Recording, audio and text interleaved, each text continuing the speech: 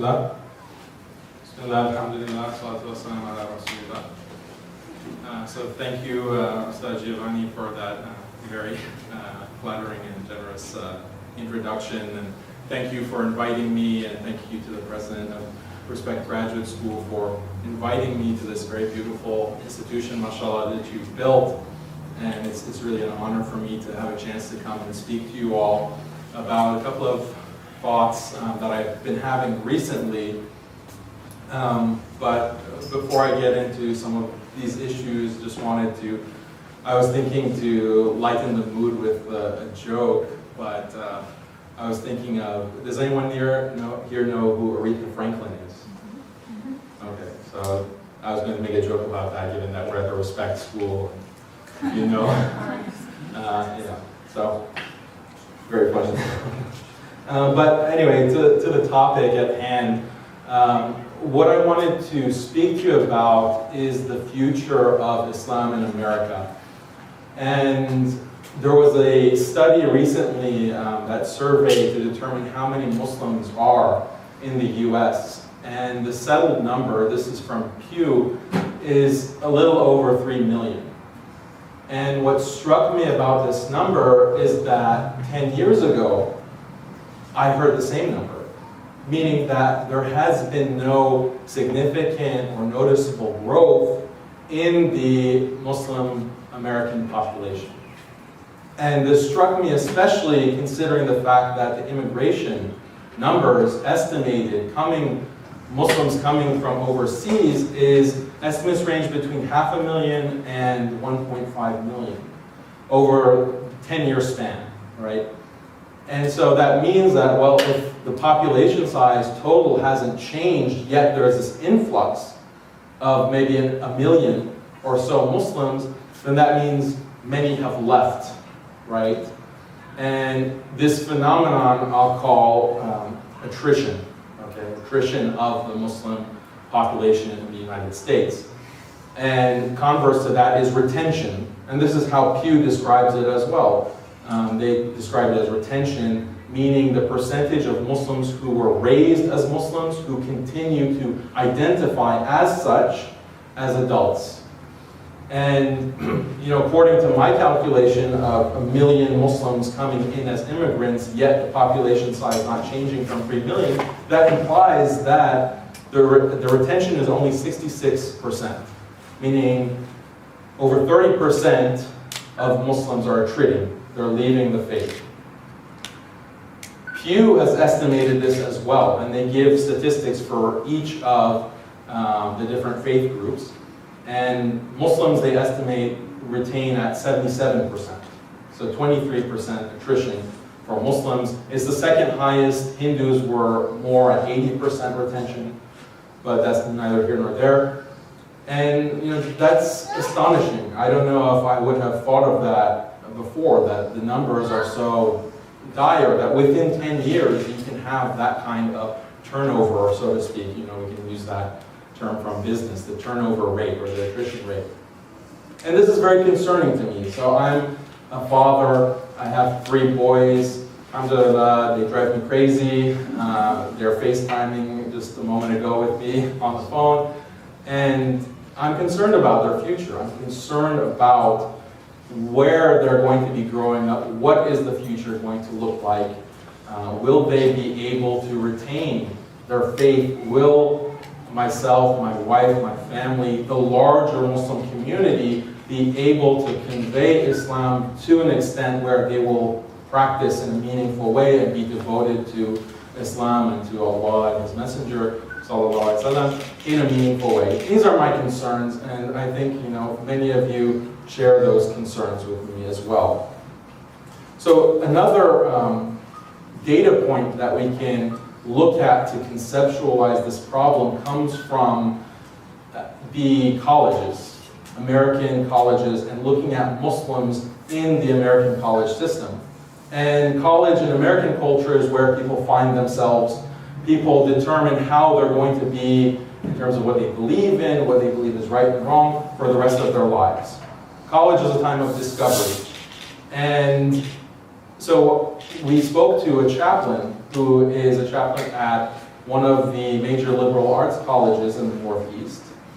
And she was describing some of these dynamics in terms of retention and attrition. And she says that overall on this campus, there are maybe 500, 600, 700 Muslims, estimate. And only about 100 of them have any contact with the MSA, any contact with any kind of MSA function or with the chaplain.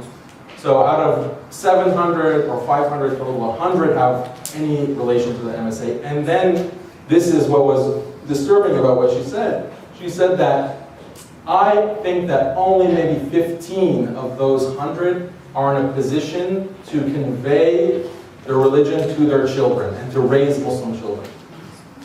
15 out of the 100. And so that, again, that's astonishing. And this is based on her experience for several years at one of the major liberal arts colleges. And it's not a particularly liberal MSA or a particularly secular one, mainstream, run-of-the-mill. And so think about if this room was filled with 100 young Muslims, Muslim children, we could expect, again, going back to the Pew estimate, that only 77 of them would remain Muslim into adulthood. And again, going based on what this chaplain has said, only 15 of them would be able to teach their children Islam in any kind of meaningful way. So what does that mean? That means within one or definitely 2 or 3 generations, there's not, those 100 young people wouldn't have left any offspring or any progeny that could convey or could be considered Muslim in the typical sense that we mean. So this is, again, shocking, and this is something that we really, really, really need to focus on and think about, because this is the future. And just going anecdotally off of my own family, so my heritage is Persian, and my father has 19 brothers and sisters. Okay, so mashallah, he has a very big family, and that means that I literally have hundreds of cousins and second cousins. And again, just on my personal experience, when I look at this group in my family, maybe 10% identifies as a Muslim. And we're not talking about practice or any of the rituals and practices and devotion of being Muslim. We're talking just purely identity, maybe 10%. And they're the ones that are in Iran. So a segment came to the US, and out of them, almost zero retention. So again, shocking. So it's not something a phenomenon that we only find in the US. Maybe Iran is slightly atypical, but nonetheless, I think that you'll agree with me that those numbers are quite alarming. And I think that we really need to reflect on this, because our community, and I'm talking about the American Muslim community, we've been hyper-focused on this issue of Islamophobia and anti-Muslim hate, curtailment of Muslim rights. And I'm not saying that this is not an important issue. It certainly is, but we have to be aware of this larger trend. Because if we do not address it, then Islamophobia will be a moot point. If within 2 or 3 generations there are no Muslims to discriminate against, it's not going to really matter. And so we have to prioritize, and we have to understand that there needs to be a way and a strategic approach to stemming this tide and changing course and figuring out, why is this happening? Why are Muslims growing cold towards the faith and even abandoning it?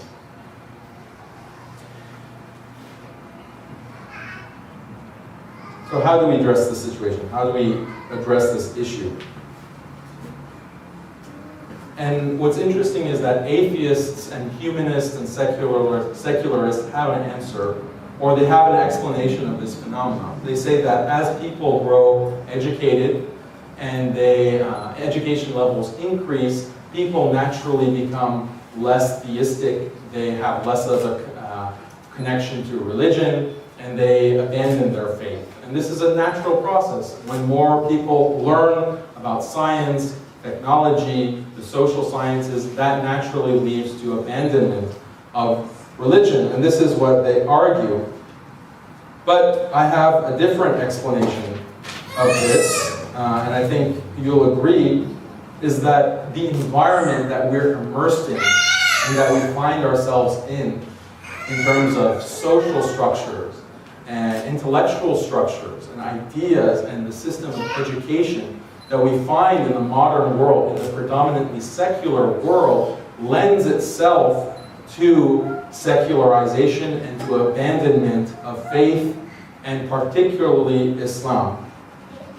And the way that I imagine it is that we're, as if there's a kind of fluid or there's a kind of liquid that we're immersed in and that we're surrounded by that affects us. And this is the environment that we find ourselves in and our children grow up in. And so it's no coincidence that when you find yourself in such an environment and you find yourself bombarded on a constant basis, again, as if you're drowning, and this is the image that I want to evoke for you. When you're in that kind of environment, that's going to have an impact. That's going to have a result. And we're seeing that result, and I think that's what we need to attribute to this attrition rate that we're finding all around us. I'm sorry, the questions are at the end, or we can ask? I know. You can ask me a question. Okay, Since it's a smaller group, we can... Yes, yeah, you think a particular religion is winning over the others, or people in general, from Christianity, Judaism, or Buddhism, they are moving more toward atheism?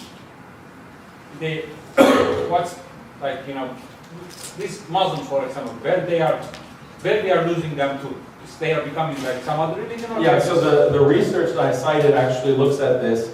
The percentage that are becoming Christian is 2%. So the total attrition was 23%. Right? Only 2% are Christian, 1% are like Buddhist, very small percentage is Jewish even.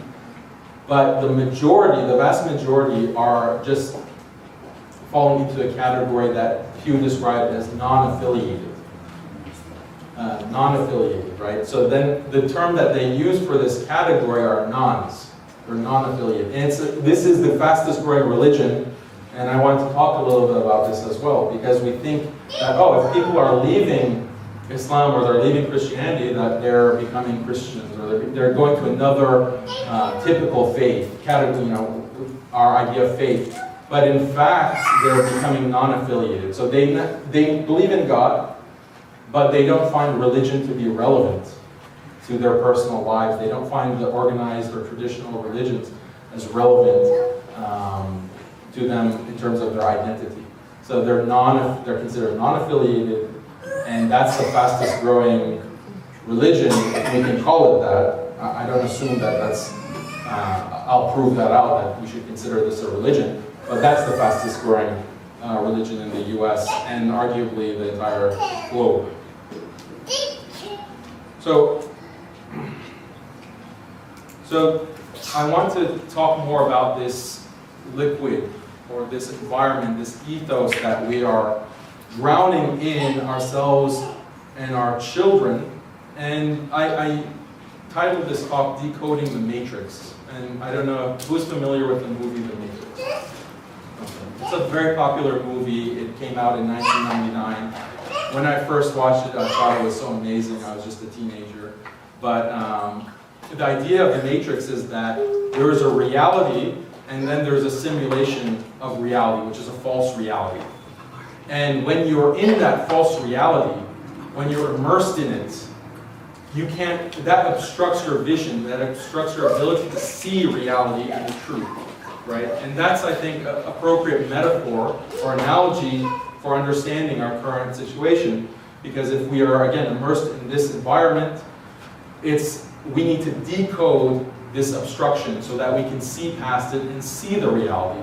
What is the reality? As Muslims, we maintain certain truths, right? We maintain that Allah is the creator. We maintain that He has sent messengers, amongst them Musa, Ibrahim, Isa, peace be upon them all, and Muhammad, and we believe in the Quran. We maintain that that is the word of Allah.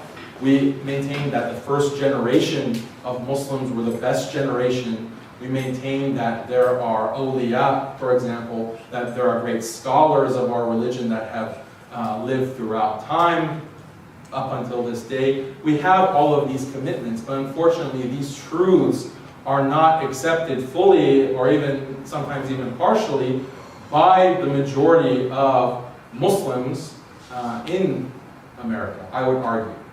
And just given the attrition rate that statistics I cited, it seems like that reality and tasting that reality, more than just knowing it in a theoretical sense, but tasting that reality, is not found within the majority of the Muslim community in the US. And so what is obstructing? What is that obstruction that's preventing from that reality to come through? And this is what I want to analyze. And again, this idea of being systematically misled, being systematically deceived. That's something that Allah mentions in the Quran. This is something that's Quranic, right? Because even from the very beginning, in the creation of humanity, with Adam and his spouse and Iblis deceiving them, Iblis promises God that he is going to systematically mislead the believers and non-believers alike. And he will present evil and he'll present falsehood as something beautiful to be accepted so that it will be attractive to people and attractive to humanity. And again, this is the same concept. There's truth and then there's obstruction of truth. And we need to understand how that obstruction works so that we can counteract it. And this is what I would like to focus on for the remainder of the lecture, inshallah. Any questions so far?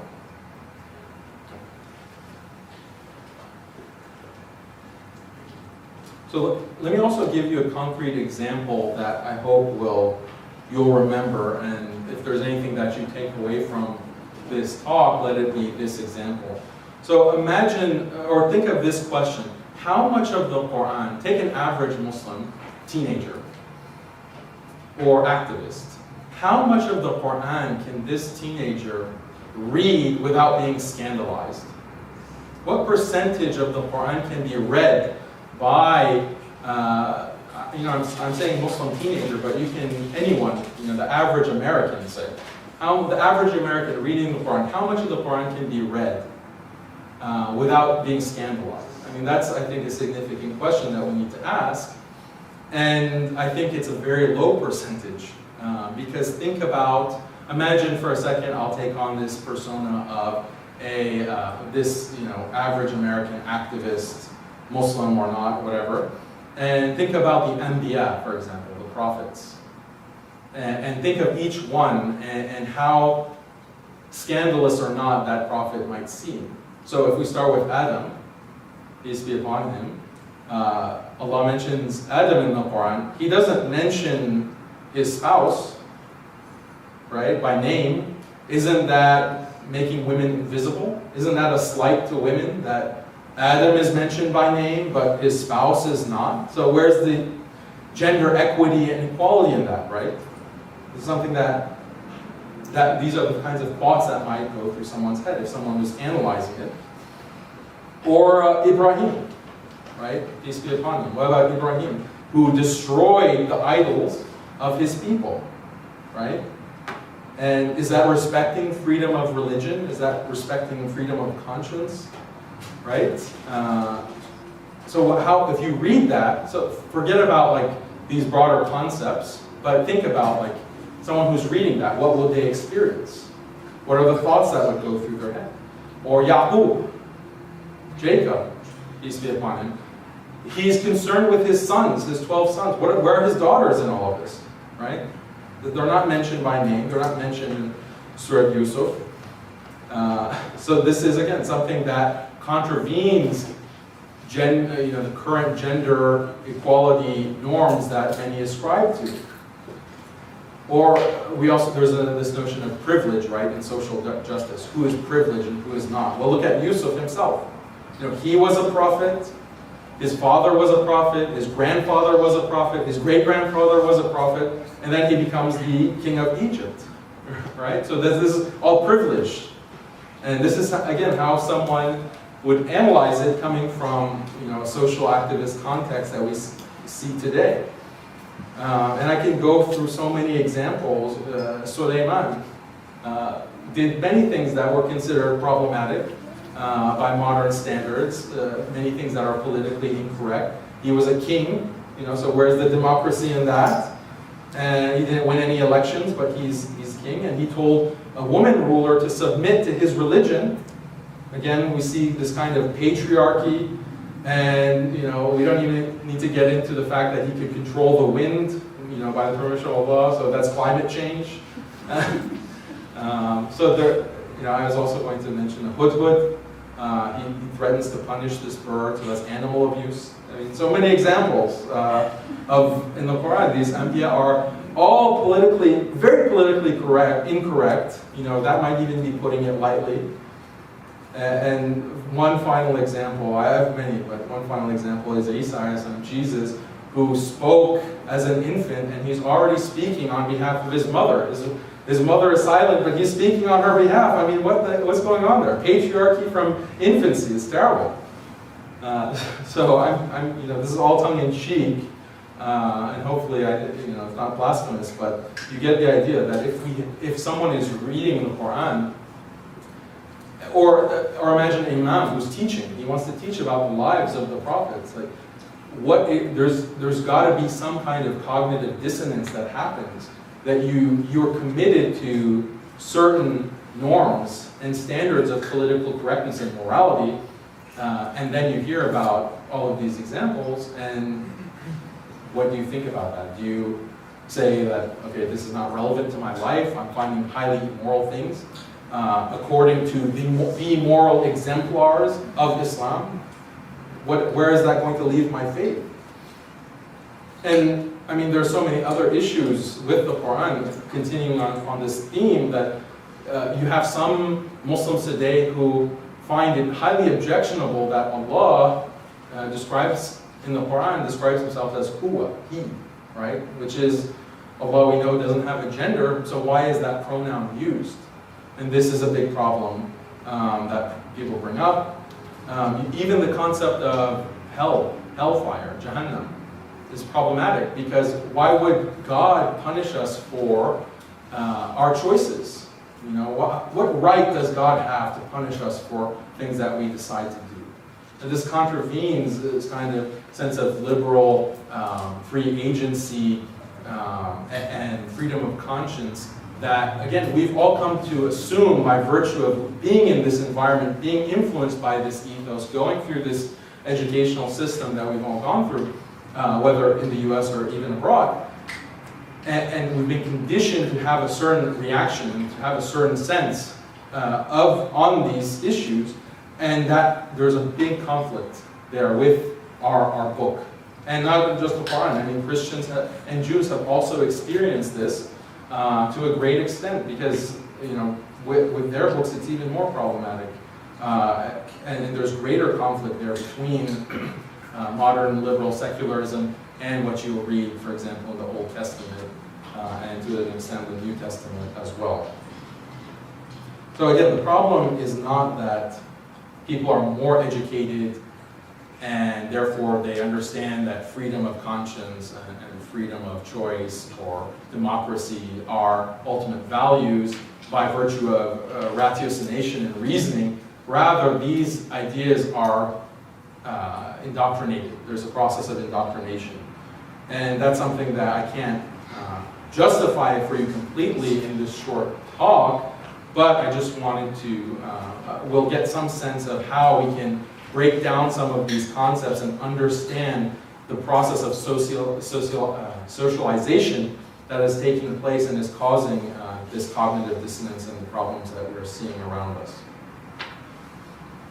So I want to suggest that there are three main things that influence our thought, and this is pretty much universal, and I think many would agree that as far as our thinking and how we view the world, how we understand the world and our place in it, how we understand God and religion and morality, three main things: social influence, education, and language. And I'm going to only discuss two of those, education and language, for you, and give you some examples of how they contribute to seeing things in a certain way that is so problematic as far as Islam is concerned. So when we think about education, there's two aspects that we're generally concerned about, especially in context of if you're a parent. As I mentioned, I have 3 boys. I'm thinking about their education. Right now they're under 5 years old, so soon we have to decide like what is going to be the educational path that they take. And there's 2 main considerations that we're making, my wife and myself, and I'm sure all parents make these considerations, that there's a social aspect and then there's a content aspect, right? And we typically think of things just in terms of the social context, meaning that, and my parents had these same considerations, because when they moved from Iran and settled in Houston, Texas, they were wondering, we've heard that public school is atrocious in terms of the kinds of things that kids do. And so do we want to put our child in that environment? And what will be the result of that? So that's the social context, because of students and teachers and the kinds of things that they may be into. And I'm sure that today it's even worse than it was when I was going to school. But I want to suggest that beyond the social context, there's also the content of what's being taught in schools. And so there's this atheist talking point, again, that I mentioned, that as people become more educated, they tend to be more atheist. They tend to leave organized religion. And so that the implication is that to be religious is almost a form of stupidity and ignorance. And so this is a common atheist talking point. But the way that I like to think about it is that if you have an educational system that is built on secularism and atheism, if you put a child, a Muslim child, a Christian child, a Jewish child, in a system that is fundamentally secular in terms of what it teaches, then it's no surprise that after 12 years or 16 years or more, someone going through that is going to come out as a secular person, or even an atheist. And think about it, like if we have Muslim institutions and Muslim primary school, and we put a Christian or a Jew or even an atheist child in that system, and they were to go through 12 years of an Islamic education, more likely than not, and I'm talking about quality education here, more likely than not, after that 12 years or more, they're going to be Muslim. Like, we wouldn't be surprised by that, right? So why are we surprised, or why is it something that we're not aware of, that if we're putting our kids in schools that are secular and the curriculum is based on a secular worldview, why are we surprised by the results of that? And again, this goes back to the environment, the ethos that we are drowning in, and education is a big part of that. So we have to think about not only the social context, but we have to think about the content of what is being taught. And this is the problem that I have. My wife and I have done a lot of research on this topic, and what we find is that, there are some very good Islamic schools, but the vast majority of them take a traditional American curriculum and they just add a couple of courses on Arabic or maybe Islam as a religion, and then that's Islamic school. It's not really a fundamental re-envisioning of what Islamic education is supposed to be about. It's just window dressing, essentially. And so you're not going to get significant results by putting your children in that kind of educational structure. And I think that as Muslims, this is a problem that is very important that we have to address if we're going to stem this tide of attrition, which this whole talk is about. We need to, one simple point is that research today shows, scientific research has shown that memorization and memory is such a crucial, important part of cognitive function and cognitive ability. Meaning that the more memory capacity that someone has, the greater their ability to think critically, to think abstractly, to synthesize thoughts. It all comes down to memory. But memorization is something that modern education, Western education, has completely dissolved. And it's almost it's like an insult to say that, oh, you went to school and all you learned was, you just memorized Quran, or you just wrote memorization. Like, that's not true education. That's something mindless. And these are the kinds of assumptions or the kinds of characterization that people give of memorization. But the reality is that memorization is a crucial part, especially at a young age, when children spend time memorizing and developing that ability to memorize in their what's called working memory. That yields significant benefits later in life in terms of cognitive ability. So look at our tradition, look at the Islamic tradition, and what education looked like. And even to some extent today, in parts of Africa, in Egypt, in certain Muslim countries, memorization is still very important. And in the traditional madrasa system, or in Turkey, they still continue this tradition of memorization. Memorizing Quran is priority number one for children. And if we look at the geniuses and the caliber of intellect that our tradition has seen Islamically, we're not producing that, unfortunately, today. Or if we are, in a fraction of the numbers of what we were historically. So this is a great loss. And what is the cause of that? Look at the differences in education.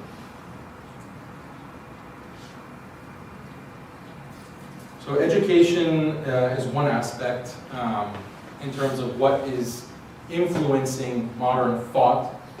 And the second point that I want to make is on language, right? So language also has a significant impact on the way that we think. And this is kind of it's a seemingly simple and obvious point.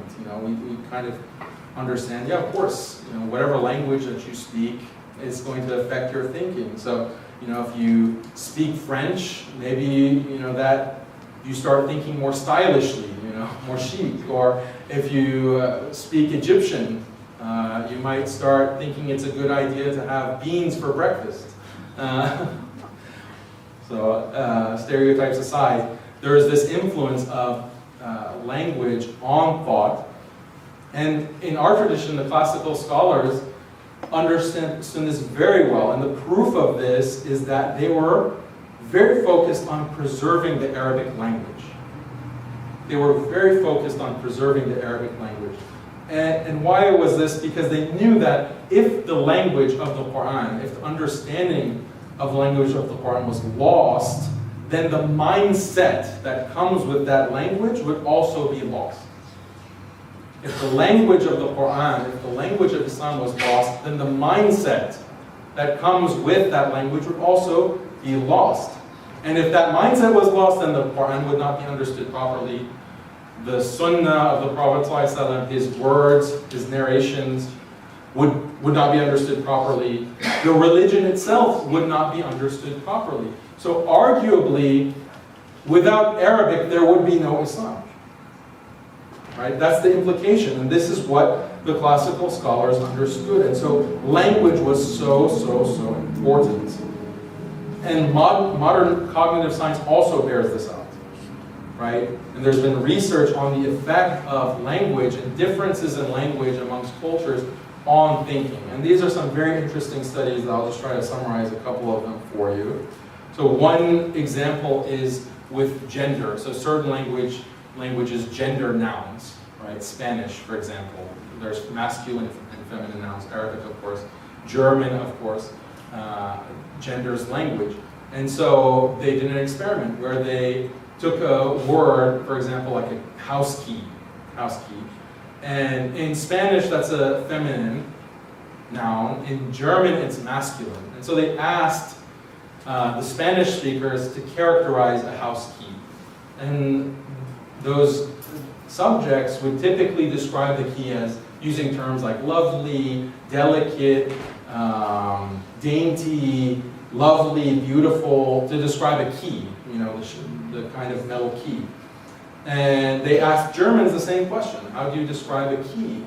And they used, and in German, it's a masculine noun. So they would use words like rugged, jagged, metal, sharp, these kinds of stereotypically masculine words, right? And so the difference in language, just the point of grammar, of gender, affected how they viewed, you know, basic objects. So that's a very simple example. Another example is perception of color. So the colors that we have in English are not shared across all languages. Some languages don't distinguish between green and blue, right? So if I show you a green card and a blue card in front of me and I say, okay, what are these two colors? You'll easily be able to distinguish. But in speakers of other languages that don't have that difference, they don't perceive a difference between those two colors, right? And there's an example of this even in English where, say, like lipstick color, okay, there's so many gradations of lipstick color, and for some reason women seem to be more in tune to the differences of gradation in those kinds of colors, like 100 different versions of red. And they all look like red to me, but they're able to distinguish that. And so again, that's how language is affecting the mindset and thought. And a very interesting example, this is research coming from a cognitive scientist named Lira Varadovsky. And what she found is that there's a certain Aboriginal tribe in Australia. And whereas we use relative spatial terms to describe space, this tribe uses absolute spatial references. So if I asked you, where is this podium in relation to myself, as English speakers, you'd say, well, it's in front of me, or to the right, or to the left, and you use these kinds of relative spatial terms. But this tribe would say, it's to the east of you, it's to the north of you. Even if they're sitting in this room where you can't see outside to have like any landscape where you're using as reference, they use cardinal directions to describe spatially their environment. And that's a feature of their language. So of course that's going to affect the way that they think. And the researchers proved this by a simple experiment where they gave English speakers 10 photos. And the photos depicted a boy growing older and becoming a man. So there was like a chronological progression in these 10 photos. And they asked the English speaker, okay, order these however you want. And more likely than not, the English speakers would start with the boy on the left and progress to the man on the right. And Hebrew speakers or Arabic speakers would do the opposite. They'd start from the right with the young boy on the right and the old man on the left. And so they'd progress the opposite way. And so the researchers said that, oh, well, this has to do with the directionality of writing and script, because English is written left to right, Hebrew, Arabic, other languages right to left. But what about this tribe? How did they order the pictures? And this was interesting because at first there didn't seem to be any pattern to it at all. Sometimes it would be left to right, sometimes right to left. Sometimes it would be away from them, towards them, or starting from them, away from them, or diagonally. And so they didn't understand, like, why is this haphazard ordering of the photos? And then what they realized is that they were ordering them from west to east. And if you're standing here, like west, like just assuming west to east is this way, but if you're standing here, it'll be this way. Or if you're standing here, it'll be this way. And if you're standing here, it'll be this way. So depending on where the test subject was sitting and how they were positioned in the room, they would and it's not like they would go outside in the window and look at where the sun is and try to figure out where's north. No, they intuitively, just like we know like left and right, we don't have to think about it. Intuitively we know. In the same way, they have this understanding of the cardinal directions at all times, even in a closed office space or building. And so that's amazing, right? The way that such a small, relatively small feature of language can impact how one thinks and understand the world in a very tangible way is quite amazing to me.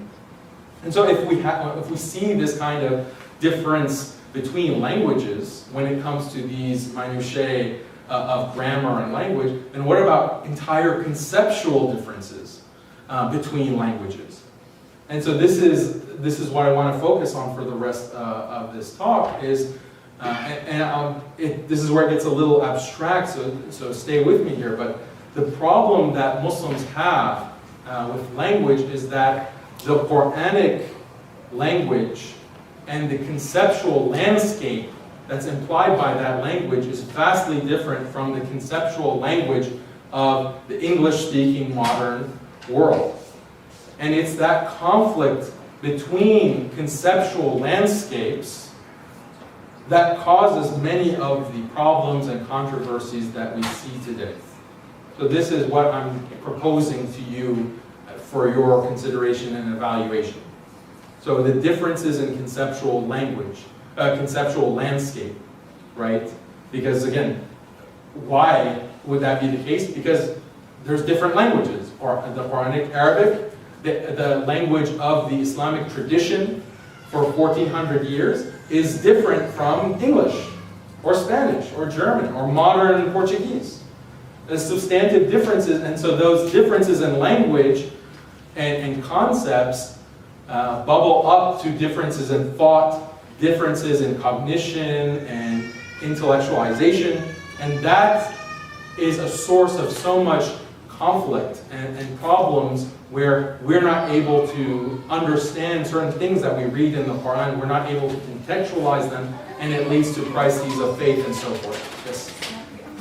So with this theory, wouldn't this then mean that people who speak Arabic or are born within that culture are maybe better Muslims, or kind of in a situation where they're retaining more Muslims, or I mean, are they like kryptonite when it comes to reading Islam? Are they? No, are absolutely they not. safe? Yeah, so this idea that if you speak Arabic, then that makes you a better Muslim. No, that's not what I'm saying, but I am saying that if you speak a Muslim language, you stand a better chance of resisting certain ideas that are toxic and problematic from an Islamic perspective and lead to the attrition rate that we're speaking of. And it's not like, it's not fatalistic that if you're an English speaker, English is my primary language. And for most of the Muslims in the United States, that's the case. And so if language determined everything, then it would be, our situation would be even more dire than it already is.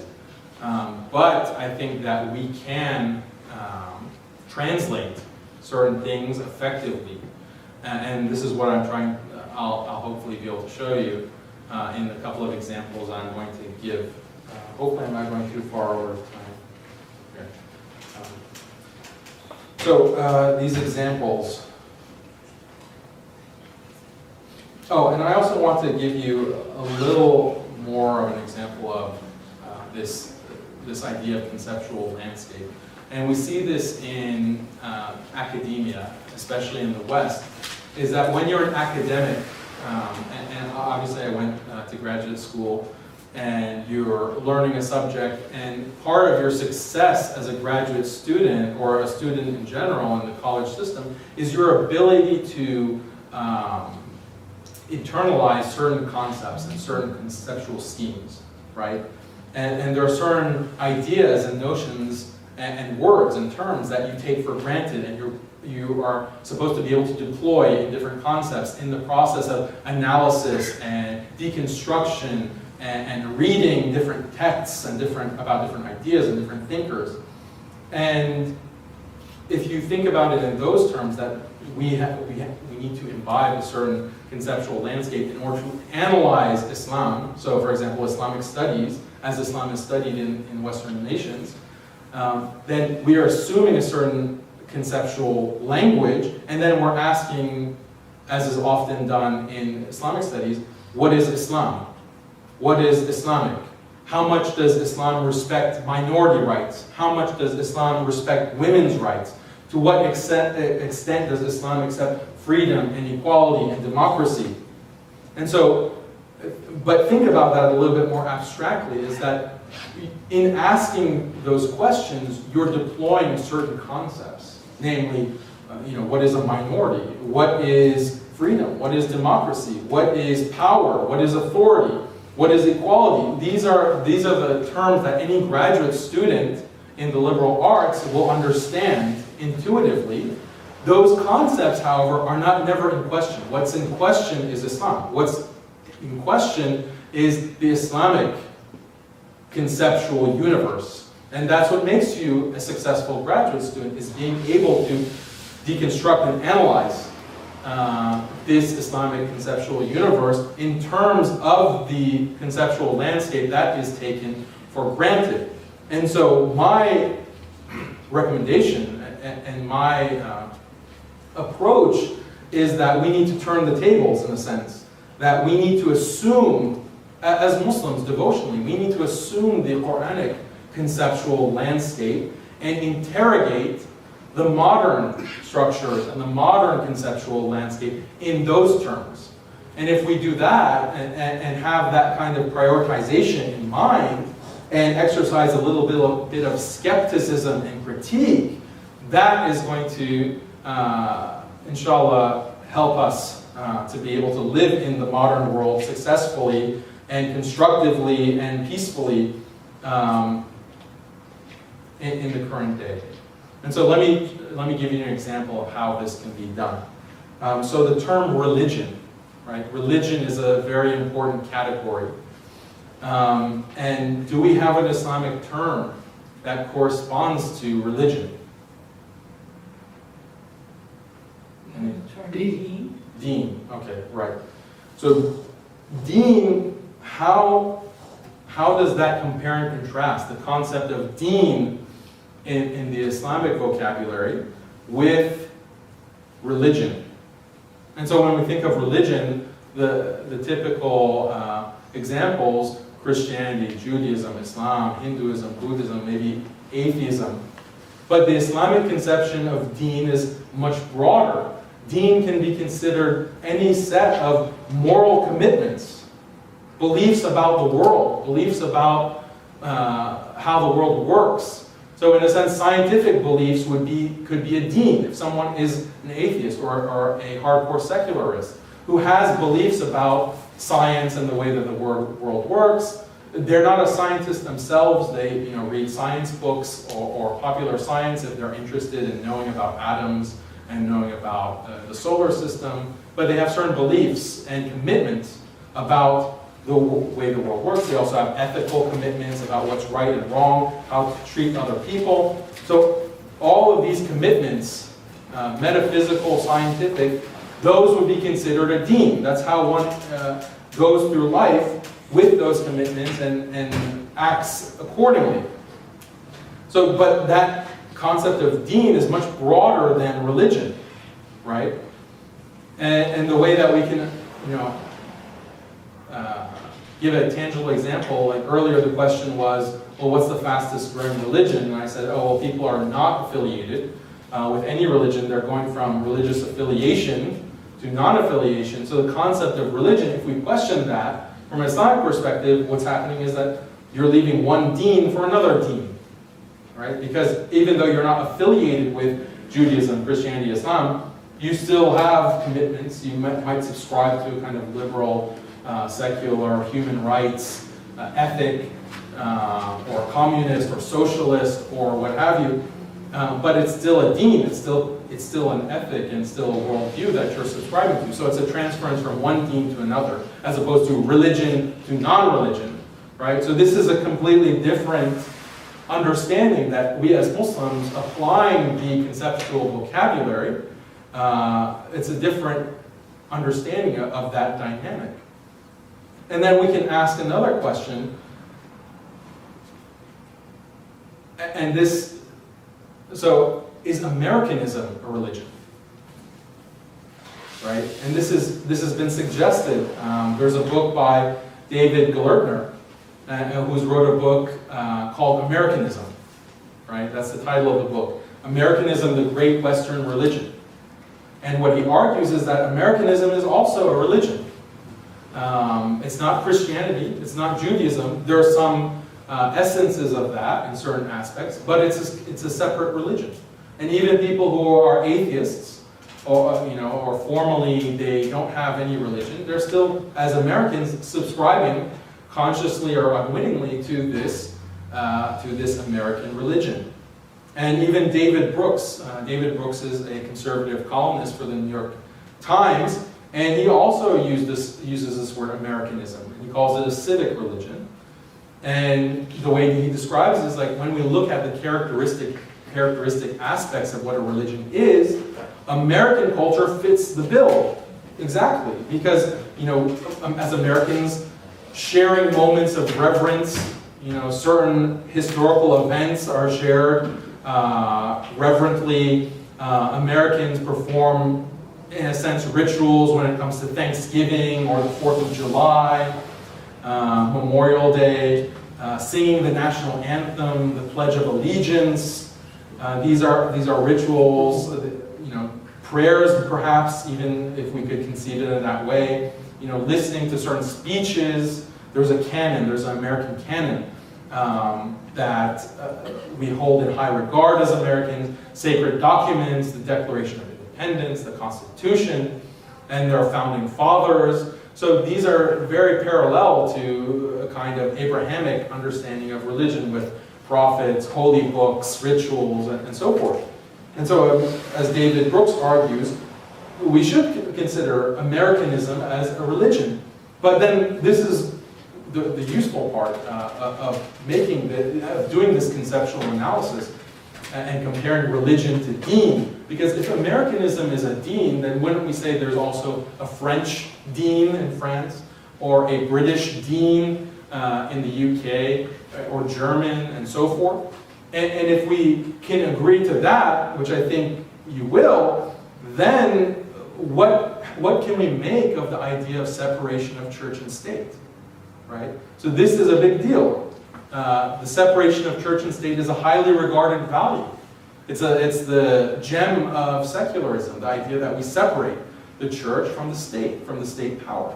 And when we look at Islamic history, when we look at the Quran, I mentioned the examples of the Anbiya, like Sulaiman and others, Dawood. They weren't practicing separation of church and state.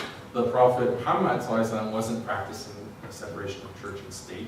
The Khulafa al-Rashidun were not practicing this. And so this causes a problem. If you're growing up and you're going to 6th grade or 5th grade civics class and you're learning about this gem, this amazing thought that ushered in the civilized world that we separate church and state, well, why is that not found in the Quran? Why is that concept not found in my religion? That's problematic for me as a student growing up and thinking, and the way that I'm thinking and understanding myself as a Muslim and my religion. But we have now the tools, because we did this conceptual analysis, we can break down the idea of separation of church and state, because we said that, no, Americanism is also a religion. It's not separated from the state, it is the state. Okay?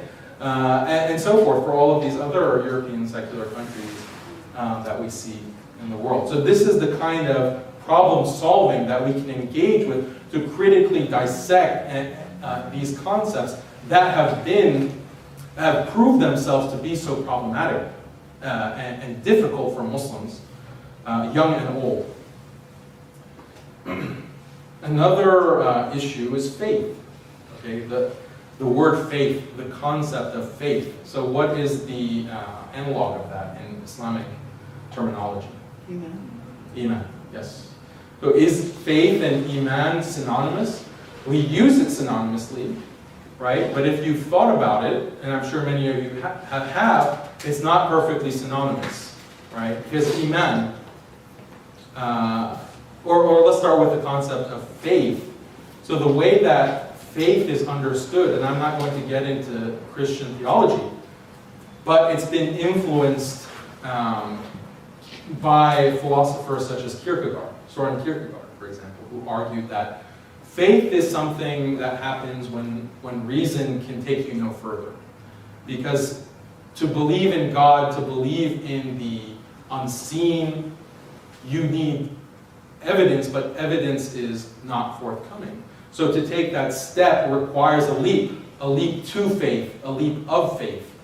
Beyond evidence and beyond reason, we need to accept God on faith, right? And this is a part of, admittedly unsophisticated, sometimes evangelical Christians will use this terminology, this language of leap of faith without necessarily invoking the nuance of Kierkegaard. Nonetheless, this idea of leap of faith is highly influential, and Muslims have been influenced by this idea as well. And I've talked to young Muslims and college Muslims when I was in college and thereafter, and they'll use this kind of language. They'll say that we don't have evidence for God. We believe, right? We have iman. We don't, it's beyond ratiocination. It's beyond our ability to arrive at that conclusion. We can't know for sure, but we believe. We have faith, right? So that's, and even articles by Muslims in the blogosphere have been published on advancing this line of thought. But again, we have to question faith, the idea of faith, and should we be using the word iman as a translation of faith? And obviously I don't think we should, because of course in the Islamic conceptual universe, we have to testify, right? When we say Ashhadu an la ilaha illallah, it's testification. We witness that there is no deity, there is no God except Allah, right? So it's a completely different epistemology. We have to have evidence, and we're told by Allah, look around you. You want evidence for God? Look around you. Look at the world. Look at the heavens and the earth. Look to the horizon. Look within your own selves, and you'll see ayat of Allah. You'll see the evidence that point to the existence of Allah. And this is something that is a part of our faith, and the entire Quranic language portrays and conveys this completely different epistemology about how we can know God and the truths of Islam and religion. And so to have iman is something very different than a leap of faith, right? And so if the problems that are caused because of that conceptual misalignment in the minds of Muslims and Muslim youth, we can address that. And we can remedy that by simply correcting the conceptual landscape, right? And adopting teaching a Quranic conceptual vocabulary and universe in order to assuage these difficulties. So how much time do we have? I don't want to talk your ears off more than I have. To my judgment, we can go forever. But I don't know, or maybe 10 more minutes, 10 minutes, and then question and answer would be good, I guess. Okay, I'll just quickly go through one more example. Inshallah. Racism.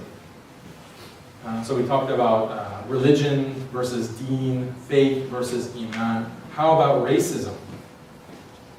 And let me pose this question to you all. Would you say that someone like Bill Maher, I assume that you're familiar with Bill Maher. Is Bill Maher a Islamophobe or a racist? Who says yes? He's an Islamophobe for sure. Who says no? And everyone else is undecided. So, okay, would you say Sam Harris? Sam Harris is, okay, you say yes, he is an Islamophobe and a racist. Okay, so they vehemently deny this and say that no, we're not racists. We don't have a problem with Muslims. We have a problem with Islam. Our beef is with Islam as a set of ideas and a set of claims and a moral system. That is our critique. And this is what Sam Harris and people like Sam Harris, which is a prominent new atheist, says, so does Richard Dawkins, hopefully you're familiar with him, as well as Bill Maher. So here's a question for those of you who know Sirah. Is Abu Lahab, was he an Islamophobe and a racist? Or Abu Jahl, if you're familiar. Yes, they were racists, but they were all Arab, right? But they're racist. Okay, so what about Muslims then? Like, so if we want to employ, so what I'm trying to say to you, to cut to the chase, is that racism, again, there's a conceptual misalignment. Racism as it's understood and deployed in the current context, and even against, what I'm saying here is against, in a way, Muslim interests, because I think that Islamophobia as a concept is incoherent in many ways, or it's problematic for our own beliefs and for our own positions. And I mean, the concept of racism itself, there's a definition that the Prophet, peace be upon him, gave in a Sahih Hadith. And someone came and asked the Prophet ﷺ, O Messenger of Allah, is it tribalism? Okay, and I'll come back to this word, asabiya, tribalism. Is it tribalism if a man loves his people? And then the Prophet ﷺ responded, no, it's not. Rather, from the characteristics of tribalism is when a man helps his people to do dhulm. Okay? So it's not. So the word asabiya, I think, is the closest conceptual cognate to racism, asabiya, and it's maybe problematically translated as tribalism, but we'll just use that as a gloss. Tribalism, meaning that, so the way that the Prophet ﷺ defines it is that, no, it's natural, okay, that you have an affinity for your own people, right? And that's what we see in cultures throughout the world. It's pretty universal that you have an affinity. You like your own style of dress. You like your own kinds of cuisine. You like your own, kind of cultural artifacts. But that's not racism, according to the Prophet ﷺ. What's racist is if on the basis of your tribe and in preference to your tribal affiliation, you usurp the rights and you treat unjustly others. Okay? For example, on the basis of the color of their skin. And the sirah, the hadith, are replete with examples where the Prophet ﷺ has called out the kind of base racism of saying, son of a black woman, that, some of the companions said and expressed that kind of racial animosity and tribalistic animosity, but the Prophet ﷺ corrected that, and he made very clear statements that this is exactly tribalism and this is ignorance. But that definition of racism is not the same as Islamophobia, right? Because he didn't say that the enemies of Islam, like Abu Jahl and Abu Lahab, he didn't say that they were, that their prime crime was asabiya. He didn't call them out in the same way that he called out certain companions who were invoking this kind of tribalistic affiliation. No, their crime was that they were fighting the Prophet ﷺ in Islam. That was their crime. That is the prime crime, right? And so think about it like this to make it as clear as possible. If there are people who can criticize Islam, again, as a concept, as a claim, Islam is a set of claims. If people can criticize that, well, I want to reserve the right to criticize Christianity. I want to reserve the right to, and when I say criticize, I mean intellectually, right? I want to reserve the right to criticize intellectually Judaism, Hinduism, right? Idol worship is something that I want to reserve the right to be able to, discuss and say, this is something that I don't agree with. It's wrong. In fact, because if that is off limits and if that is considered bigoted, intolerant, discriminatory, then the Quran is discriminatory. Then the Sunnah, the Prophet ﷺ was a bigot by that definition. So we need to be consistent, right? We can't be using words and concepts that will be used to hang us later, right? So we should get away from this myopia and be careful not to deploy concepts in the conceptual landscape that can be used against us or can be used against Islam and can be used against the Quran and the Sunnah. That's the message, and that was the whole point of that example. So just to wrap it up, any questions before I move on from that? About this particular thing?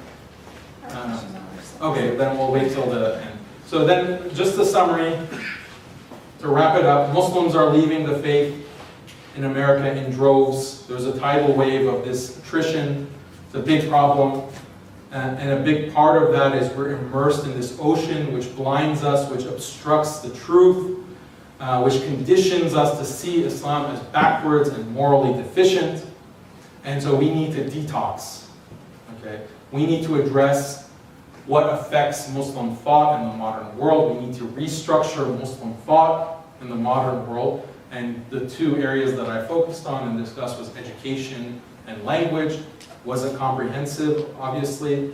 And so just 3 takeaways, practical, so that you have something other than just my blustering. So number 1, teach your kids, if you have kids, teach them a Muslim language.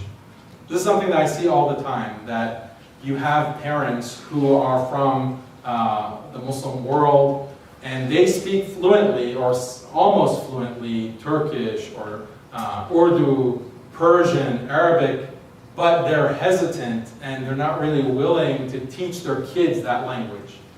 And that's a problem because, again, the language affects thought, and these languages have a long tradition. They have a long Muslim tradition, and imbued and embedded in those languages are plenty of Islamic concepts and Islamic values, just again, within the structure of the language itself. So if you want to give your kids a fighting chance, again, it's not a requirement, but if you already have at your disposal an entire Islamic language like Turkish, Persian, Urdu, Arabic, please don't deprive your children of that, right? Don't deprive your children, just a little bit of effort. And it's not as hard as it might seem. So to give you a personal example, I speak Persian, that my parents taught me, and my wife is Egyptian. She speaks Egyptian Arabic. And all we did, and now alhamdulillah, our children, they speak both, right, and English. And how did that happen? Alhamdulillah, I just insisted on speaking only Persian to my kids. So I just only speak Persian to them. And my wife only speaks Egyptian Arabic. And we speak to each other, my wife and I, in English. But we refuse to respond to any questions in English. We just default back to the mother tongue. And that's all that was required. And they don't mix the languages. It's actually amazing because when there are certain cognates or there are certain words that are shared between Arabic and Persian. An example is kebab. Okay? Kebab. And so when my son will say to me, "Oh, can I have some more kebab?" And he'll use the kebab, like the Persian pronunciation of kebab. And I'll say, "Well, ask your mom." And then he'll turn to my wife and say, "Mama, can I have some kebab?" And he'll, like, the subtleties of pronunciation is just by default, it's automatic. And so, mashallah, Allah has created the minds of human beings and children in such a way that they can really absorb language. And these are 2 languages. And English is just by hearing. English is right now their weakest language, but I mean, not for long. Like, they're picking it up so fast, mashallah. And there's no effort to teach it. Just by hearing my wife and I speaking English to each other, they're able to pick that up. So that's my takeaway number 1. If you have an Islamic language at your disposal, and honestly, like any language, okay, because being bilingual is very hard to do later in life, or trilingual. Teach them language, especially if it's an Islamic language. Second takeaway is to think a little bit more deeply. Again, if you have kids or not, we need to think a little bit more deeply about education and reforming Islamic education. The current Islamic school model is, I think, has a lot of problems. I think everyone recognizes that it has a lot of problems. So we need to be a part of the solution. And there are different Islamic schools that are projects that have been started. There's one in Arizona, I think it's called the Arizona Cultural Academy, that is trying to envision Islamic education from the bottom up.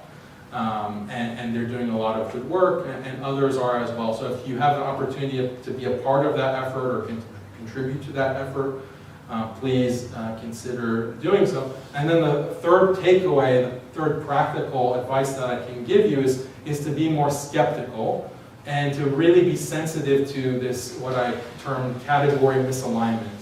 Okay? And so if, when you read something, whether it's in the course of studying in graduate school or college or wherever else, or in the news media, you read something, don't take concepts for granted. And if you want to understand if there's a misalignment between concepts, all you need to do is translate it.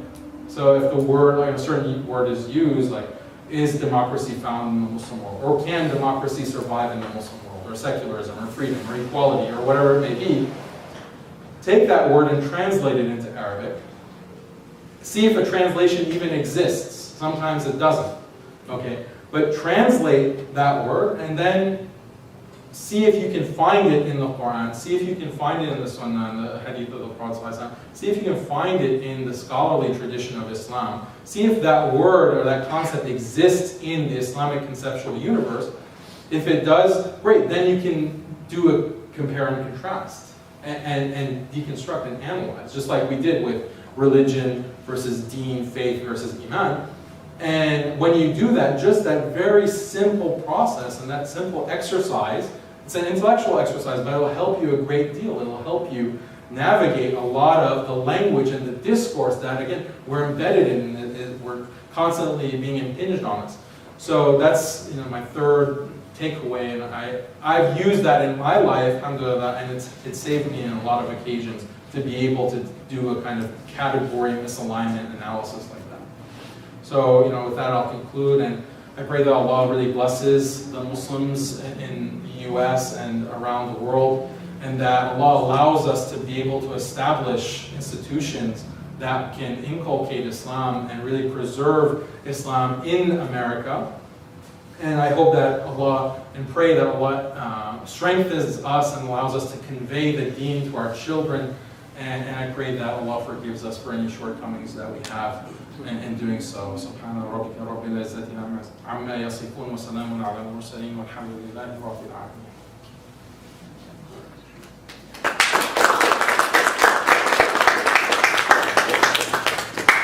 Okay, so Q&A, we'll start with Ustad Jilani. My first question to you is, I'll begin with a comment, and then it'll lead on to a question, and then another question that builds on that, right? This is not the first time where there has been an influx of concepts, right? Conceptual universe, definitions, words into the Islamic lexicon, right? I mean, you think, for example, in terms of words like a possibility, probability, eternity, atom, logic. Absolutely. To the point where, for example, let's say we're looking at Ghazali, and we're looking at Ghazali's psychology. We could easily simply say that Ghazali's psychology is completely borrowed from Aristotle, right? Or completely borrowed from Ibn Sina, so on and so forth, right? And so this is not the first time to the point that, early Hanbalis, all the way till now, have thoroughly said that the language has already been imbued with an alien conceptual universe, which, say from the 12th century on, had already sort of dominated, our conceptual, our concepts, right? And how we understood Islam, right? A case in point, for example, is Toshihiko Itsutsu, in looking at the semantics of the Quran. Right, he says that how do we understand the semantics of the Quran? It can only be by Quran, and it can only be by pre-Islamic Arabic, because after that, right? The way that scholars, particularly in theology, are going to define things has no connection whatsoever to the Quranic universe, right? So that would be my first question. So the question there is, do you think that, how is it different now, right? How is this influx or this inundation different now that we do not have the capacity to domesticate, right, an alien language, siphon it, so that in the end it is Islamicized thoroughly? Or can we do so? Right? Well, As, for example, modernists would say that we can. Well, the difference is that they, like Imam Ghazali and the scholars of our history, were immersed in the Arabic and Islamic conceptual universe, and so they were far better armed and outfitted to address those kinds of conceptual misalignments and to ensure that there was a proper Islamicization of those concepts. And sometimes it wasn't perfect, right? You see this in Kalam and you see this in the Kalam tradition, is that what some would argue is that in certain aspects of theology, maybe certain scholars went a little too far or took Aristotelianism too far and maybe adopted Neoplatonism to an extent that was not correct. But there was a corrective process where other scholars would come and critique, and so as a rich dialogue and discourse between scholars across centuries, where it's inevitable that certain concepts, when you interact between civilizations, and as the Islamic civilization, Arab Islamic civilization interacted with Persia, with the Byzantines, with the Greek, with Greek thought, that it can be messy sometimes, right? But what differentiates their time from our time is that they were equipped with the dominant conceptual landscape was Islam and that vocabulary. Whereas now it's the opposite. The dominant vocabulary and conceptual landscape is completely foreign to religion, not just Islam, but religion in general.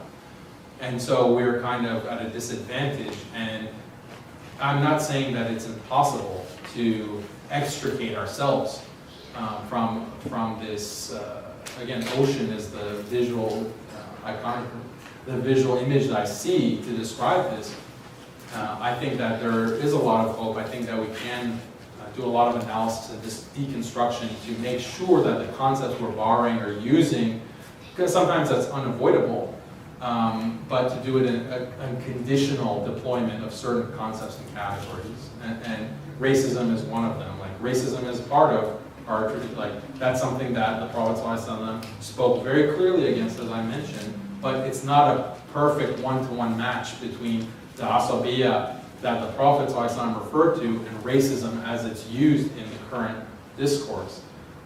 So we shouldn't jettison the idea, we don't find the word racism or a perfect analog in the Quran and Sunnah, so therefore this is non-Islamic, we shouldn't be using this term. Not at all. We do find partial analogs, and so we should be critical and understand where's the alignment, where's the misalignment, so that we protect ourselves and we don't accept things that can have negative repercussions for our faith later on. And your second question? Thank you for remembering. The second question is... Can I get water too, please? So Naqib al-Atas, in his work, Islam and Secularism, the first segment of it makes very much a similar argument to what you're making, right? In terms of language, right? Particularly, he uses the concept of deen versus the concept of religion, right? And tries to see what is, again, the conceptual network by which deen, through etymology, that we can construct, versus the type of baggage coming out of the Enlightenment that is already imbued into the concept of religion, right? But then what he says, and this has to do with what you told us in terms of retaining the language, he says that one of the problems right now, is that Arabic, for example, has already been thoroughly adulterated by alien conceptions, Western conceptions, right?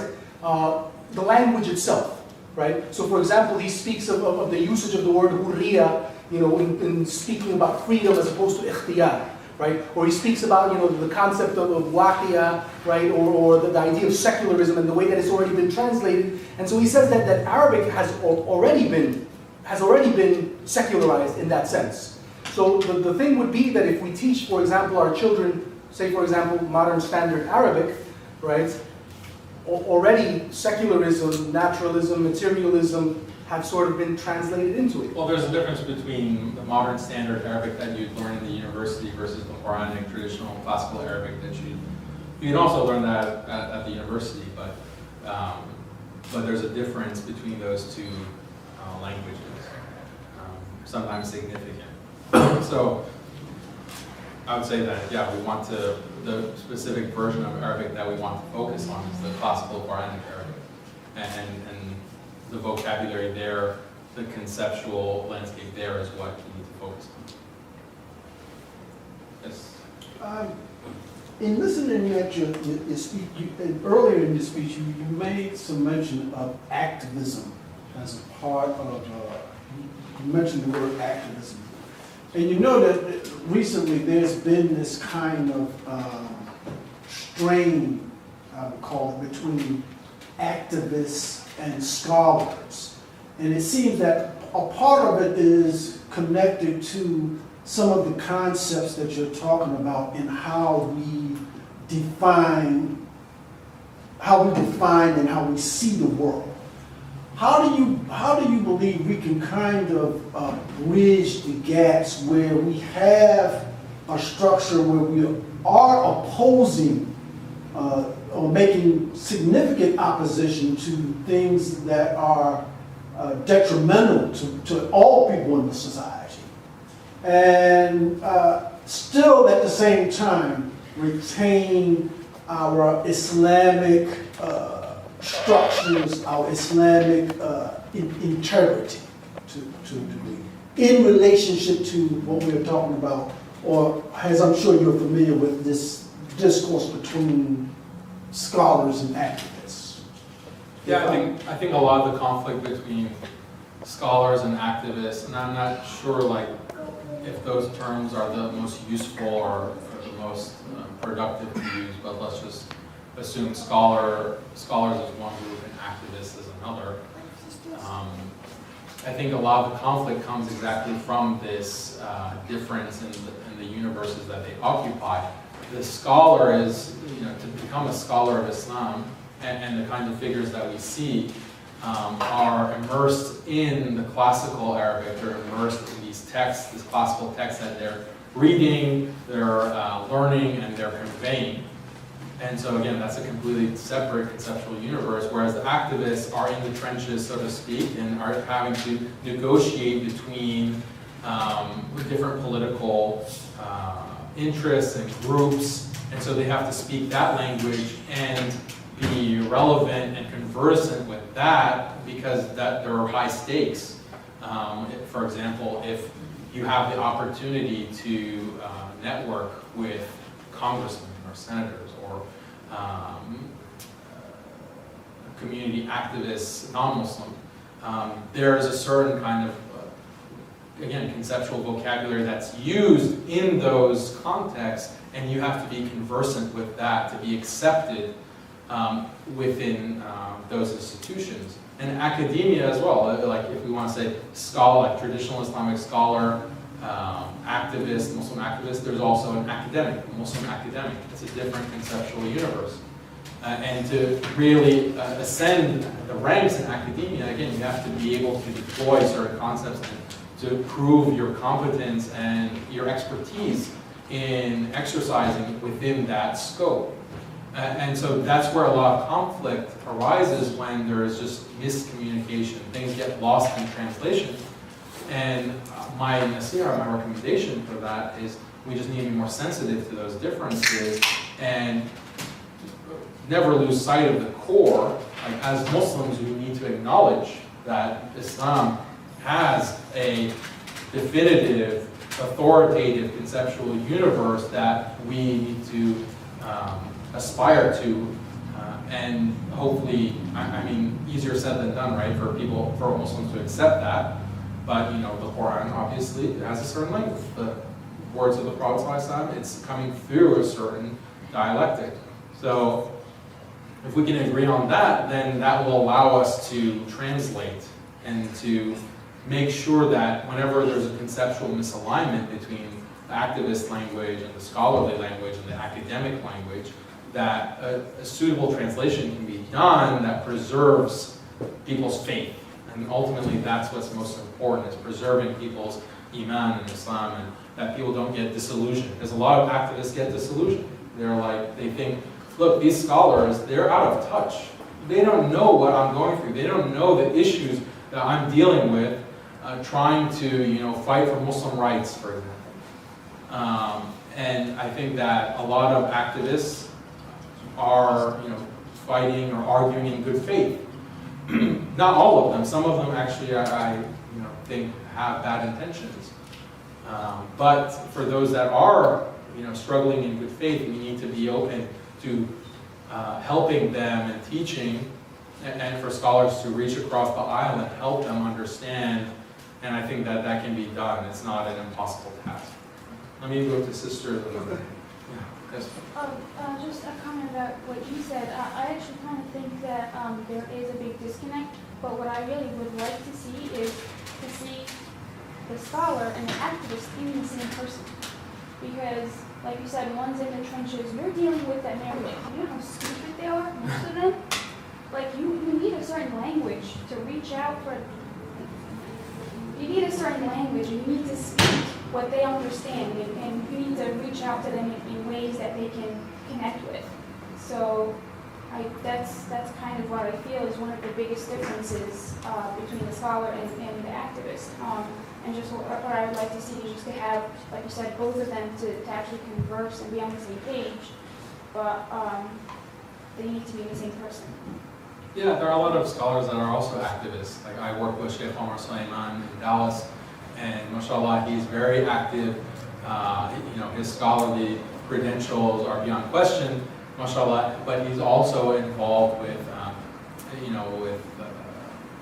speaking to the mayor of Dallas, speaking to city council, representing the Muslim community. So he's actually in a very difficult position because he's both, right? He's both scholar and activist, and he has different interests that he has to negotiate, because a lot of the things that he does, he gets criticized from the more conservative side, and then he also gets criticized from the more activist side.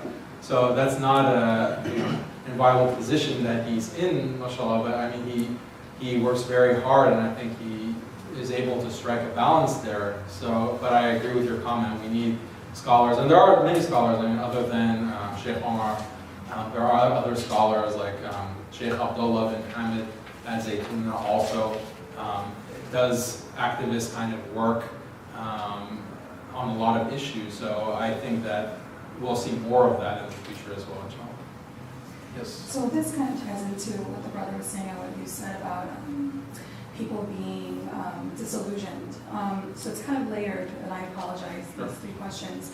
And I want to begin by saying that I'm not a reformist, I just genuinely want to know what you're thinking about this. So, so is it better then that people stay in Islam and kind of stray from traditional Islam and orthodoxy rather than leave? You mentioned that Pew study of retention. And so is it better that, we can say, well, you know what, yeah, they're totally following something that majority of Muslims don't follow, but they believe in one God and the messengers. And so that's the first part. The second thing is, if this continues, would you say that it's inevitable that Islam and Muslims will become like Jews, where they break up to groups? So, you have the Hasids, the Orthodox Jews, and then the Reformists or conservatives. And the third part is, do you think that this is, would you say that this is just human nature, that this is just kind of bound to happen within major religions, or, sorry. What's bound to happen? That people are just going to become disillusioned and not trust, and kind of have this, I guess I don't want to say they follow their desires, but they follow their own, okay, I'm going to say it, they follow their own desires. They want to say that they belong to this group or this religion, but don't want to follow traditions with chains of knowledge that it came from, because of what you had mentioned about patriarchy versus feminism, or patriarchy, or activism, or these things right now in modern society that are going on. Yeah, well, it's not just that, like, one or two people. Like, if there were one or two people, we could say, like, oh yeah, even in the time of the Prophet ﷺ, you have the last messenger of God there in your midst, and you're still leaving Islam. There were individuals who left, who were, Muslim, they accepted Islam with the Prophet ﷺ, and then they left Islam.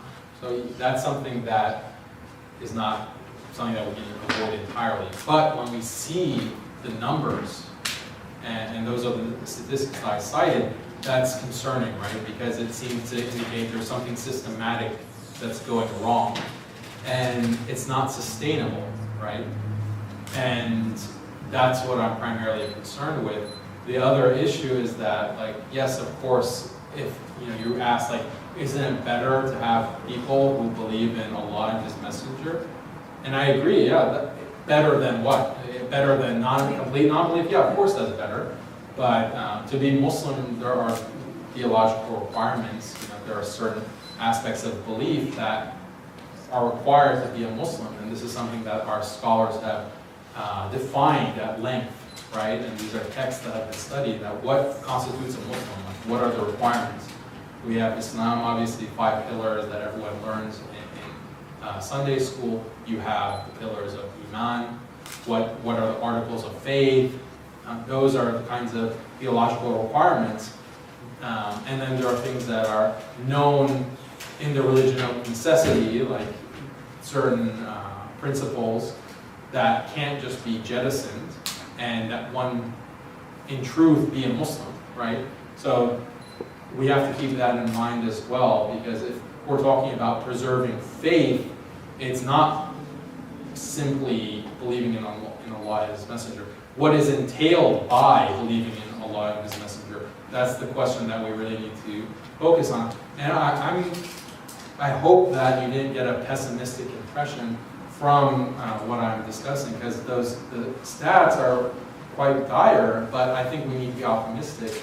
And when I have people that I know who left Islam, and some of them are really active in saying, look, I left Islam is a barbaric religion, I left the religion because of X, Y, Z, and I think that we should not react in a hostile way to individuals like this. We should reach out, and I always understand it in the sense of, look at our environment. Like, it's a miracle, alhamdulillah, that even, I think to myself, that even I'm a Muslim, I'm so blessed, right, to be in that position. And someone who leaves Islam, like, that's, Allah will judge that, and will judge us all, and clearly that's something wrong. I'm not trying to relativize that or obviate that kind of responsibility that a person takes on by leaving Islam.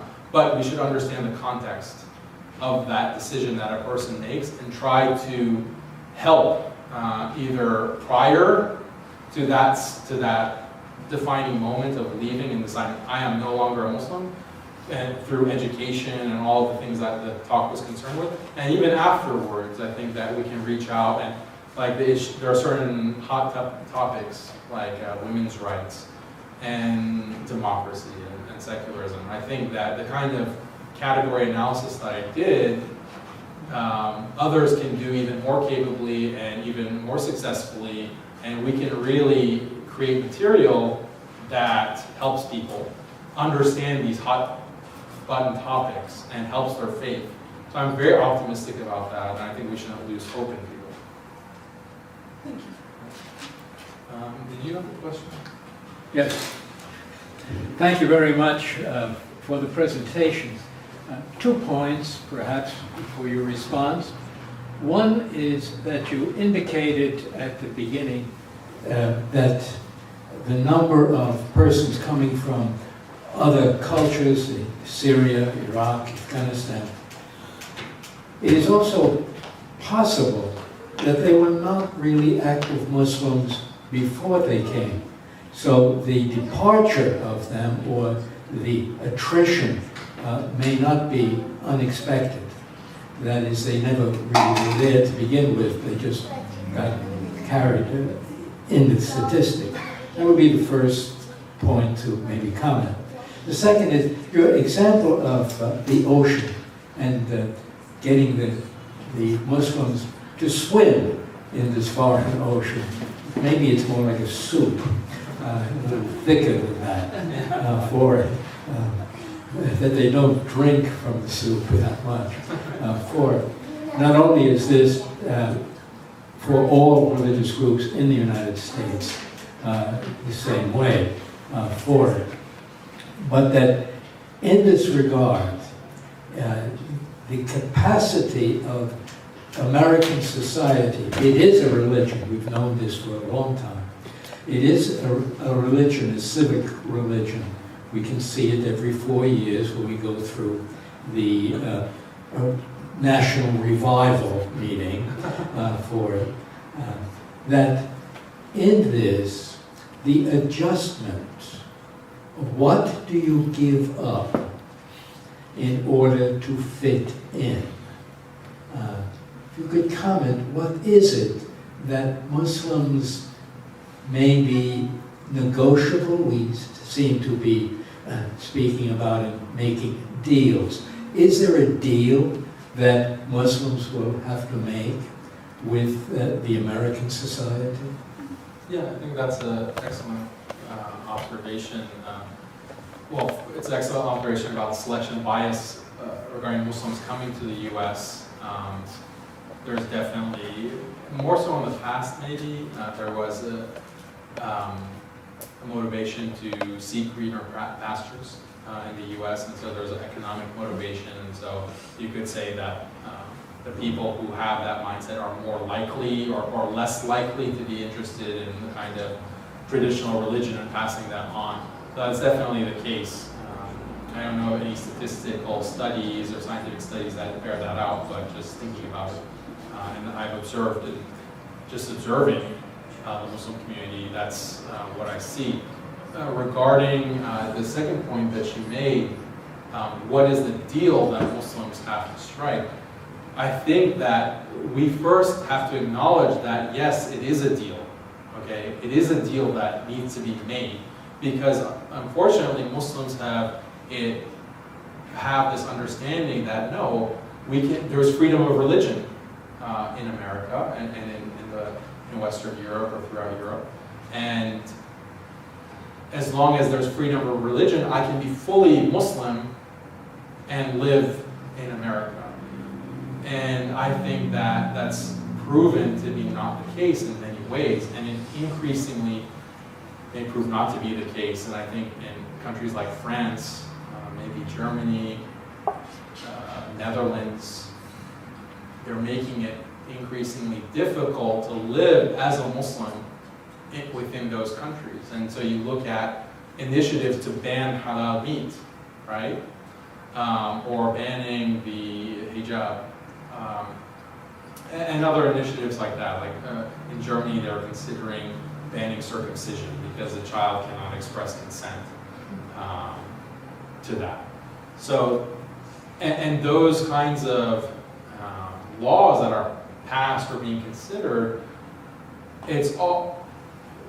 they're all justified on the basis of freedom of religion or freedom of conscience. There's a liberal vocabulary and discourse that's used to justify a lot of the things that end up hurting Muslims, right? And so Muslims have to realize that, no, this idea of freedom of religion that we are appealing to actually, or this liberal ethic that we're appealing to and justifying, no, I can be a Muslim and I live here, and because of freedom of religion there should be no problem.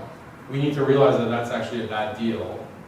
That's actually not the way things work.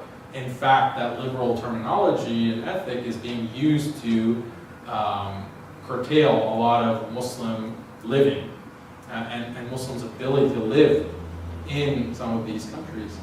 And there will be a point, I believe, if things progress, where Muslims will have to decide, like, can we really live in Germany? Can we really live in the Netherlands and still be Muslim, like meaningfully Muslim, theologically speaking? I think that's something that, I don't think that question has been posed or hasn't been pressing in my life. I've been, born and raised in the U.S., and I feel like I'm able to fully live as a Muslim. Maybe others would disagree, who are not living here. But some people, I have friends who, felt that, look, this is a country that is currently bombing Iraq or Afghanistan. How can I live here when something like that is occurring? And so then they moved, right? And these are people who in the financial world, and they're like investment bankers, but they don't feel comfortable living in a country that is doing things like that. So there were religious scholars who said, no, you can live in this country even though the government is taking these specific actions. And so they gave that religious, they addressed that question on a religious basis. Can you live as a Muslim in the U.S. given that geopolitical circumstance? But in the future, there might be other questions. And I think actually that the more liberalized the country gets, the worse it is for Muslims. I think as far as the ability to live comfortably as Muslims in the U.S. has been due to the influence of Christianity, because Islam and Christianity have a lot of concepts in common, that it is due to that the kind of freedom that Muslims experience in the U.S. is due to that more than these liberal notions of freedom of religion and so forth.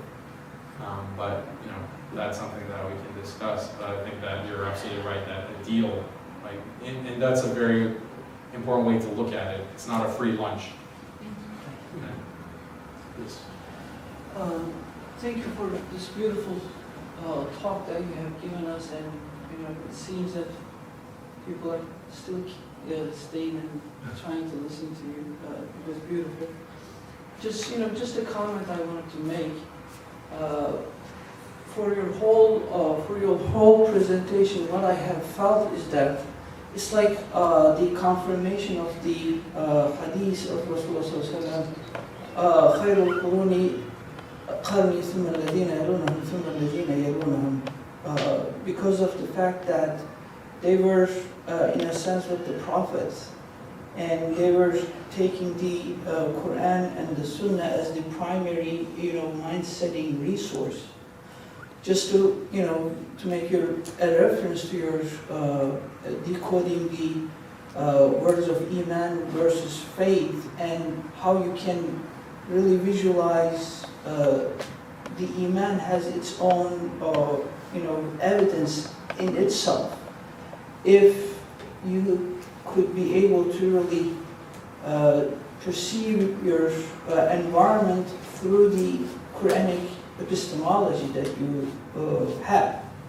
So in that respect, the whole talk that you have given seems like, this is a kind of another way of approaching, or another way of proving the hadith of خير القرون قرني ثم الذين يلونهم ثم الذين يلونهم. So I just wanted to make a comment on that basically and complement that. The book that I'm reading nowadays is called Acts of Faith, and it is by two sociologists, academic people, and they are claiming here that although in anthropology, sociology, as well as through Hegel and Marx, you have the philosophy of history that human beings are going towards secularism, and there will be basically no place for religion in the modern world. They are, forcefully arguing back, and they say, just review the history. You will find that people were not that much religious in the history even at all. And they are pulling a lot of historical data regarding to Christianity mainly. So how would you respond to this type of argumentation they are bringing up? What is it sounds to me that secularism is a problem for us, especially, referring to your metaphor that you brought.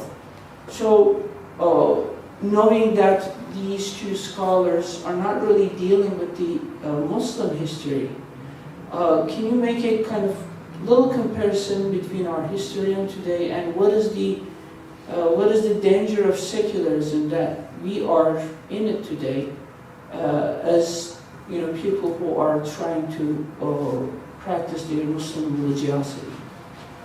Yeah, so I think historically, the difference again is that religious concepts. So an example, let me give you a concrete example with my family. So many of my family members in Iran, some of them moved here, even though they don't consider themselves religious, just by virtue of being Persian, being Iranian, speaking the Persian language, there are many religious concepts and values, adab, manners, that they follow and they abide by, even though they don't consider themselves religious. And some of them, maybe even if you ask them, are you Muslim, they wouldn't say that they're Muslim. But just by virtue of the culture, okay, what we can call culture, they're living, they're embodying a religious, what would be considered a religious life. And so I would disagree that in history, even Christian, because even in American history, if we look at even 50 years ago and bring someone from 50 years ago or a family to the modern day, and we look at them and say, wow, they're really conservative. They're really socially and ethically conservative and abiding by what we would project onto them a kind of Christian religiosity, when in fact they may not consider themselves very religious. But that was the culture, that was the American culture. And go back 100 years further, and it's even more. Like, even as a simple metric, the type of dress that women wear and men wear, right, in public. So if we look at irreligious people 50 years ago and how they would dress, again, by the objective standard of what we consider to be appropriate, whether in Christianity or in Islam, it was more religious quite more religious than what we find today, even though that terminology of being religious or ascribing to religion might not have been used by those individuals. So I would disagree. I think that the culture historically, now it's those kinds of values, whether they be Islamic or Christianity, are in the process of going all the way out, right? And I think I don't need to belabor that point, but it's very obvious. But before, what did you think about that? I wasn't really quite getting their argumentation, really. Yeah. I think that secularism is a danger in itself, and our society is definitely much more secular than it used to be. And the practical examples you bring are basic examples that we can just come up with our own daily experiences, or kind of through, without getting into really deep investigation. We can just bring those examples. So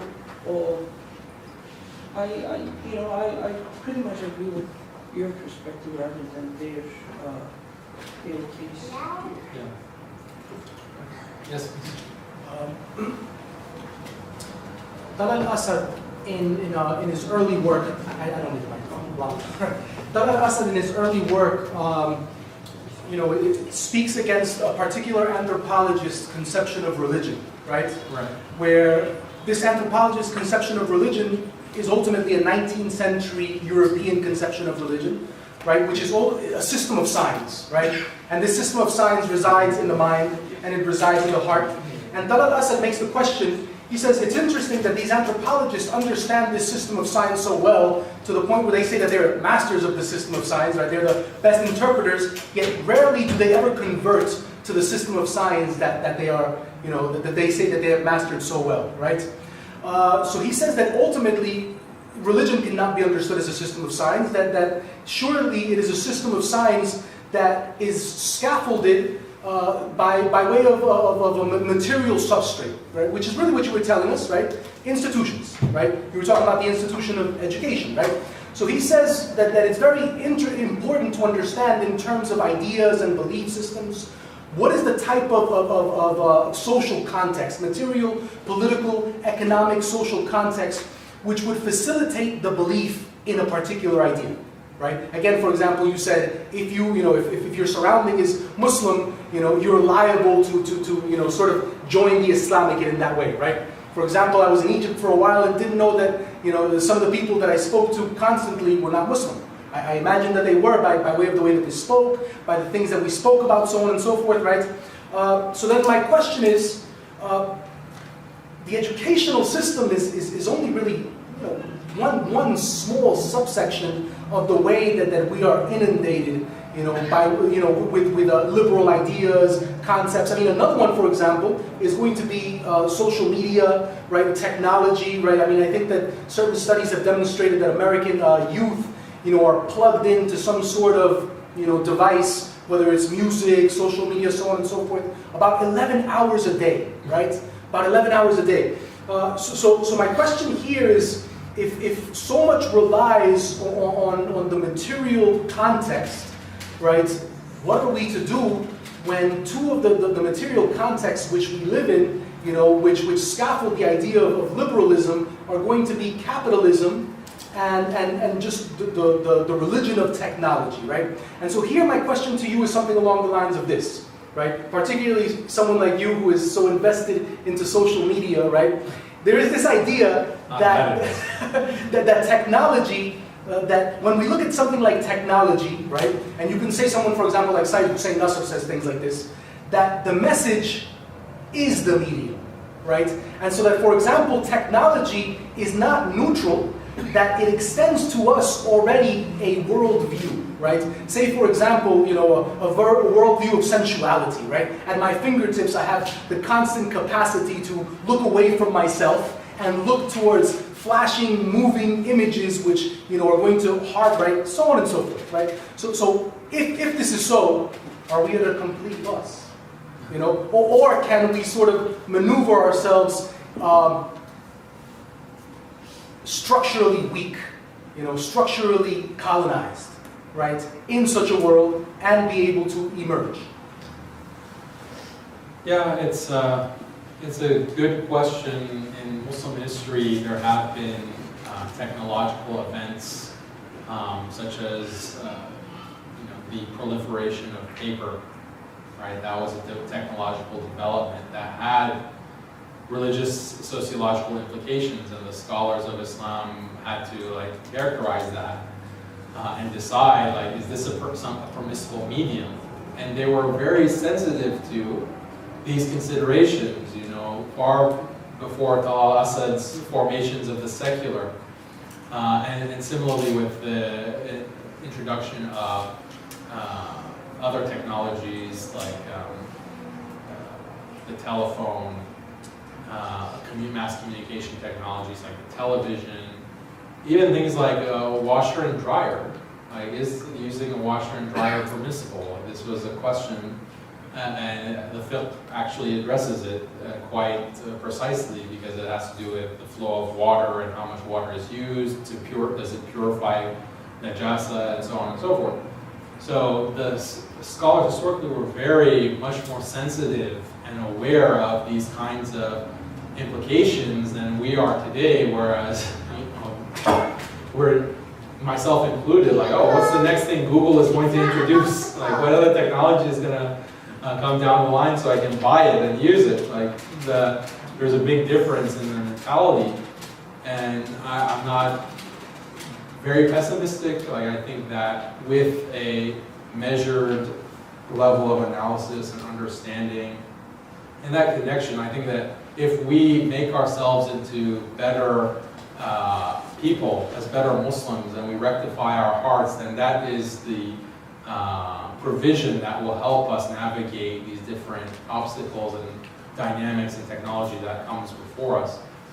So, that connection between our hearts and our minds, how we are able to understand the world around us, because it's a challenge for Muslims today to be able to keep our heads above water, and I think we can, again, optimistic about that.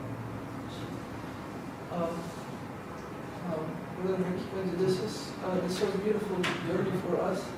Inshallah, we hope to see you again, and I think we can have the conversation going on with the people. We have some snacks there, but basically we want to thank you again.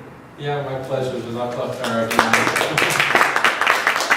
I'm very happy that you all came and listened to me talk, so I'm very happy about that. Jazakallah khair, taking the time out of your Saturdays. I appreciate it. Jazakallah khair.